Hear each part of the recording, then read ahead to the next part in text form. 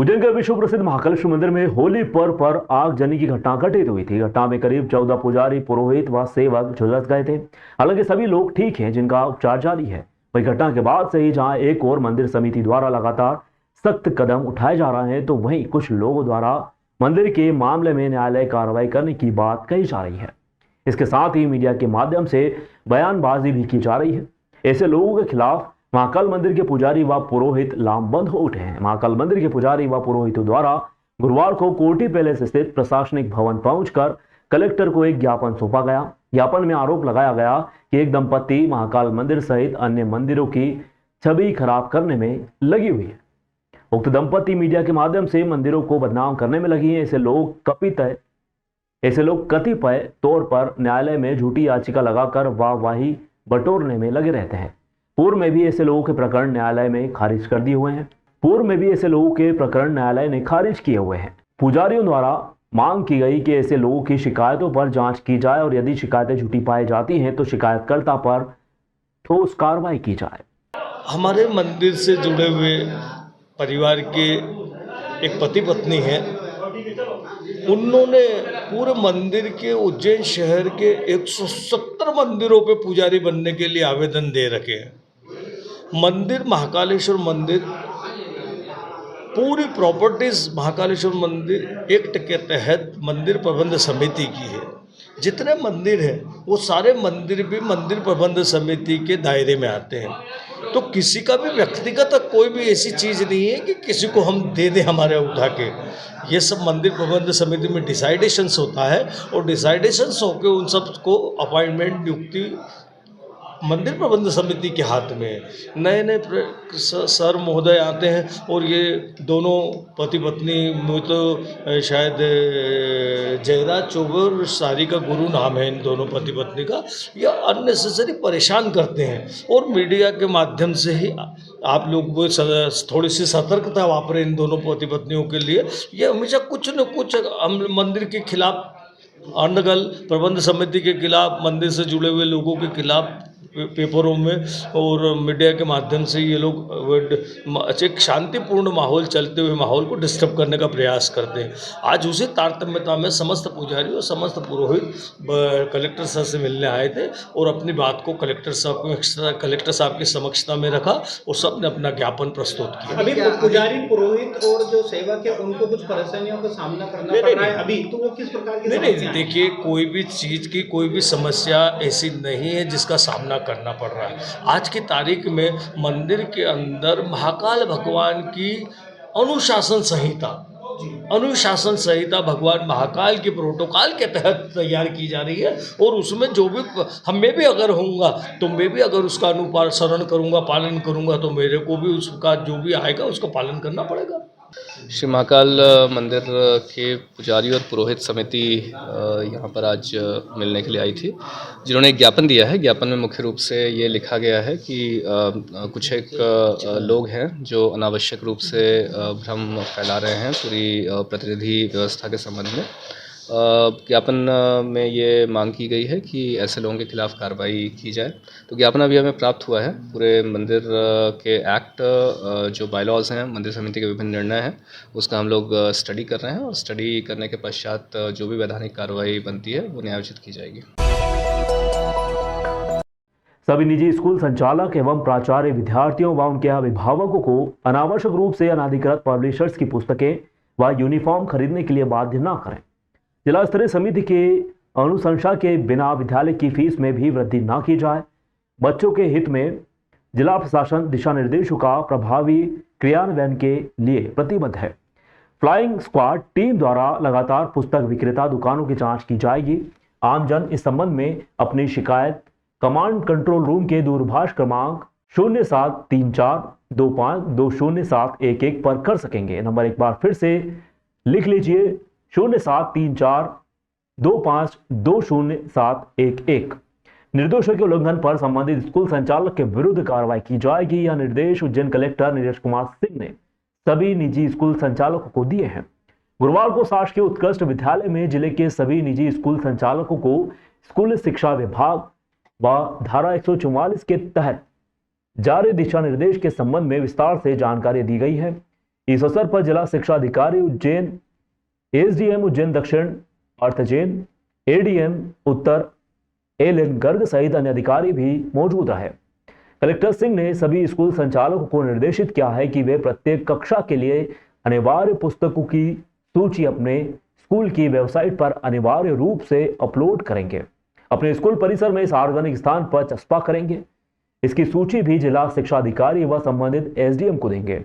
साथ ही पुस्तक की सूची की एक प्रति प्रवेशिक अभिभावकों को प्रवेश के समय व परीक्षा परिणाम के समय तक उपलब्ध करवाएंगे। स्कूल संचालक अधिकृत एजेंसी जिसमें एनसीईआरटी, पाठ्य पुस्तक निगम आदि के द्वारा प्रकाशित व मुद्रित पुस्तकों के अतिरिक्त अन्य प्रकाशकों व मुद्रकों द्वारा प्रकाशित की जाने वाली पुस्तकों को विद्यालय में अध्यापन के लिए प्रतिबंधित करेंगे कि उक्त के अतिरिक्त अन्य विषय जैसे नैतिक शिक्षा, सामान्य ज्ञान, कंप्यूटर आदि के प्रकाशक व मुद्रकों द्वारा प्रकाशित पुस्तकें क्रय करने के लिए बाध्य नहीं किया जाएगा।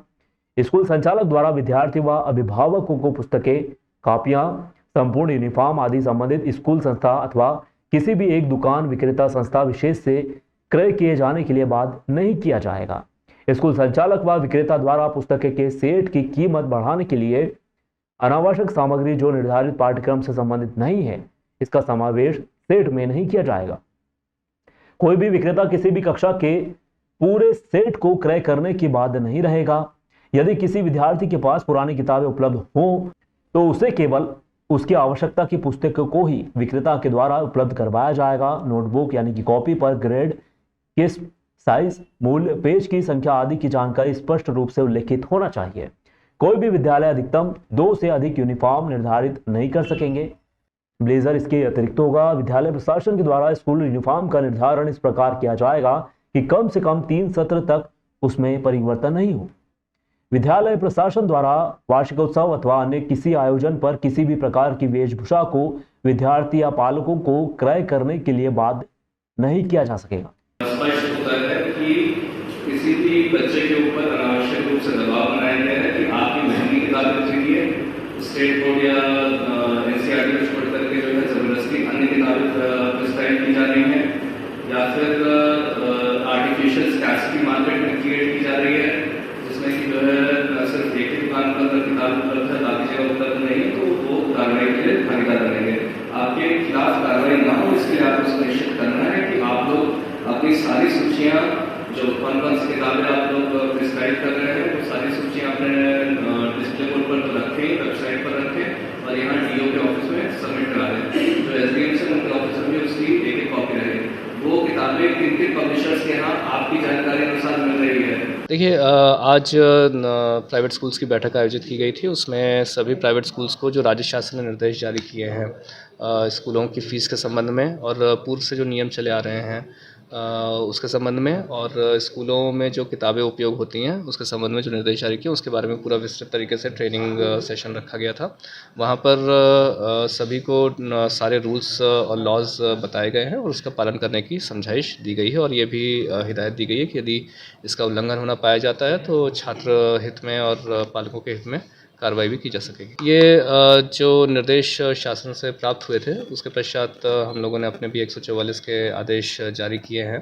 अभी हमारा प्रयास यही है कि इस सेशन में जो किताबें खरीदी जानी हैं उसमें जो पालन कराया जा सके और जो रोक लगाई जा सके ताकि लोग अनावश्यक रूप से ज़्यादा फ़ीस या फिर ज़्यादा महंगी किताबें ना खरीदें। लेकिन मुख्य रूप से उद्देश्य ये भी है कि इसकी एक स्थायी व्यवस्था बने। तो पूरा इसका जो है हम लोग एसओपी भी बना रहे हैं ताकि स्थायी रूप से ये हल निकल सके और आने वाले वर्षों में भी ये समस्या ना जाए। उसमें भी हम लोग मॉनिटरिंग कर रहे हैं। इसमें हम लोग विभिन्न पब्लिशर्स के जो डेटा हैं कमर्शियल टैक्स डिपार्टमेंट के अथवा जीएसटी डिपार्टमेंट के उनसे भी कोऑर्डिनेट करके हम लोग ले रहे हैं ताकि एसेस किया जा सके कि इसमें कहीं कोई ऐसी स्थिति तो नहीं है कि कम प्राइस बता करके टैक्स दिया जा रहा है और उसके बाद ज़्यादा एमआरपी पे यहाँ पर बेची जा रही है जिससे कि टैक्स की चोरी हो रही हो। तराना के ग्राम दुबली में तेंदुए का मूवमेंट देखा गया। देर रात तेंदुए ने गाय के बछड़े को अपना शिकार बनाया है। 2 दिवस पूर्व भी ग्रामीण पर जंगली जानवर ने हमला किया था जिससे ग्रामीणों में दहशत का माहौल व्याप्त था। तराना से 2 किलोमीटर ग्राम दुबली नदी के किनारे 2 दिवस पहले युवक पर तेंदुए ने हमला किया था। बुधवार रात बछड़े को तेंदुए ने अपना शिकार बनाया। इसके बाद वन विभाग एक्टिव हो गया।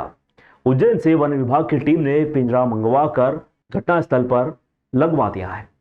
कल हमको सूचना मिली थी, हम उज्जैन से भी आए थे कल भी, और हम भी गए थे वहाँ जिस स्थान पे घटना का जो बताया जा रहा है और जिसके साथ घटना घटित जो नाथ संप्रदाय का एक रवि लड़का है वो था, उसको भी हम ले गए थे, उसको भी हमने देखा। तो कल अंधेरा हो गया था इसलिए हम उसको देख नहीं पाए। आज सुबह फिर हम गए वहाँ, 3 घंटे तो पूरी नदी के किनारे सब उसको देखा, पर अभी ऐसा कोई किल उसमें कोई करा नहीं, ऐसा कोई हुआ नहीं, तो अपन उसको 100% कर सकते हैं कि ये क्या है। सर, किस प्रकार के जानवर की सूचना आपको प्राप्त हुई? वो तो कह रहे थे कि तेंदुआ देखा साहब, तेंदुआ देखा साहब। तो सर अभी जो मौके पे जाके हमने देखा, पर उसके जो जैसे वो तो कह रहे थे कि साहब 2 दिन से यहाँ ऐसा हमने घटना ऐसा है ऐसा है ऐसा है, तो तेंदुआ तो 1 दिन 2 दिन में किल कहीं भी कुछ को भी कर लेता है, उससे ट्रेस हो जाता है। सर, किस प्रकार की घटना को अंजाम दिया गया किसी जानवर के द्वारा? ये छोटे बकरी है, सियार है, इसका वो शिकार करता है। बीती रात को एक डेंटल क्लिनिक में चोरी की वारदात घटित हो गई। वहीं बदमाशों ने एक निजी चैनल कार्यालय में भी चोरी का असफल प्रयास किया है। पुलिस मामले की जांच में जुटी हुई है। शहर में पुलिस द्वारा गश्त बढ़ती जा रही लापरवाही का फायदा चोर उचक्के उठाकर चोरी की वारदात को अंजाम देने में लगे हैं। बीती रात चोरों ने माधवनगर थाना क्षेत्र में स्थित एक डेंटल क्लिनिक को अपना निशाना बनाया। चोर पीछे के दरवाजे से अंदर घुसे और क्लिनिक में लगा सीसीटीवी कैमरे का डीवीआर चुरा लेगा। इसके अलावा बदमाशों ने क्लिनिक के सामने एक लोकल चैनल के ऑफिस में भी ताले तोड़कर चोरी का असफल प्रयास किया। खबर मिलने पर माधवनगर सीएसपी दीपिका शिंदे व थाना प्रभारी राकेश भारती मौके पर पहुंचे और जांच पड़ताल शुरू की।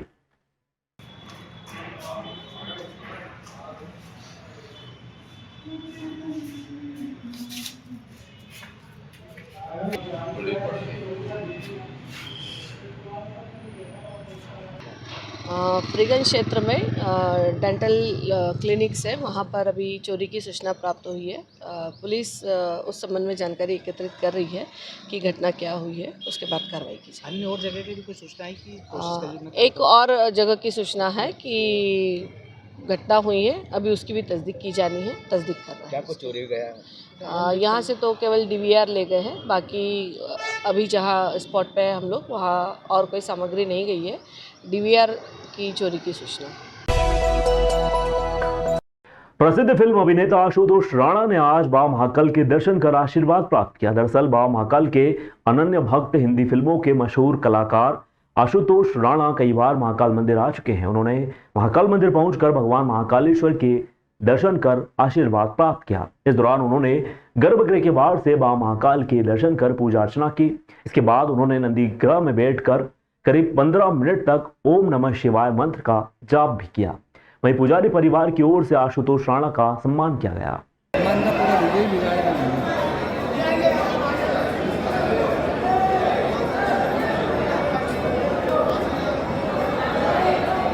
देखिए, हम महाकाल जी से हमारी जो कभी भी दर्शन होता है तो हम उनको धन्यवाद के भाव से हम भरे होते हैं हमारा, क्योंकि उन्होंने बहुत दिया है और बहुत दे रहे हैं।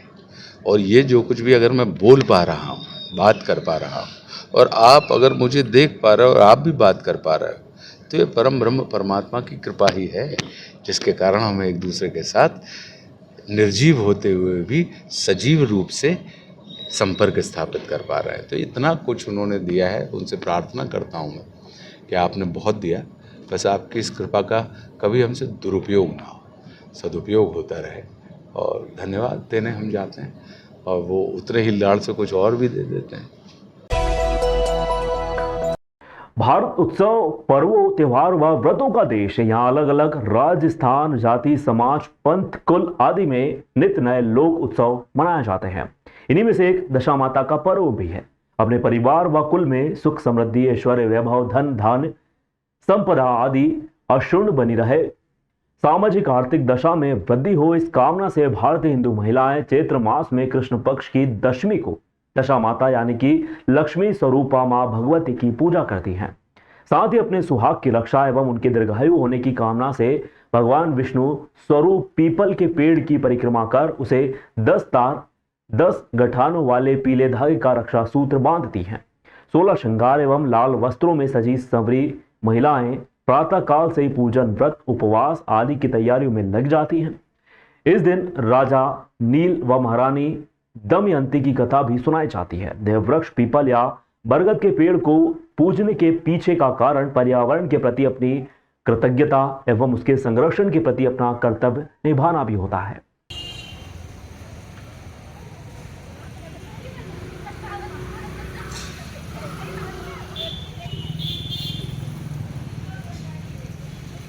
आज दशा माता की पूजा की जाती है घर की दशा के लिए, और जो भी परेशानी हो दशा माता उसको दूर करती हैं। और त्रिवेणी की पूजा होती है, बल पीपल नीम तीनों पेड़ों की पूजा होती है। और नल राजा दमयंती की कहानी है इसमें। नल राजा दमयंती की दशा खराब हो गई थी, उनसे दशा माता रुष्ट हो गई थी। फिर उनने तेली की नौकरी करी, तो वहाँ पे तेल की घानी की नौकरी करी, तो राजा उनके रानी का हार खूंटी पर लटका हुआ था, चोरी हो गया। तो उनकी दशा खराब थी, इस कारण तो उन पर दोष लगाया गया, उनको निकाल दिया वहाँ से। निकाल दिया तो फिर वो अपने दूसरी जगह गई तो उनकी उस दिन उनके घर में एक बुढ़िया माँ थी, तो उन्होंने कहा कि बेटा आज दशा माता का दिन है, आज ला मैं तेरे सिर में कंघा कर दूँ। तो जैसे ही उन्होंने देखा तो उसके सिर पे पद्म था। तो उन्होंने कहा बेटी मेरी बेटी के सिर पे भी पद्म था, तो कहीं मेरी बेटी तो नहीं है? तो माँ मेरे को नहीं मालूम। फिर वैसा बोल के और फिर उनने बोला, दशा रानी रुष्ट थी, तो दशा रानी ने फिर उनसे प्रार्थना की तो दशा रानी राजा को सपने में कहा तेरा हार उसी खूंटी पर लटका हुआ है, तू अगर देख, अगर तूने उस हार को देख के और इनका राजपाट वापस लौटा दे। राजा ने उनको बुलाया, लाव लश्कर से उनकी पूजा भगत करी, खूब धन धान्य दिया, उनकी विदा करी और उनसे माफ़ी मांगी, उनका वापस राज्य लौटा दिया। वापस रानी की दशा अच्छी हो गई। इस दिन दशा माता की पूजा करती है।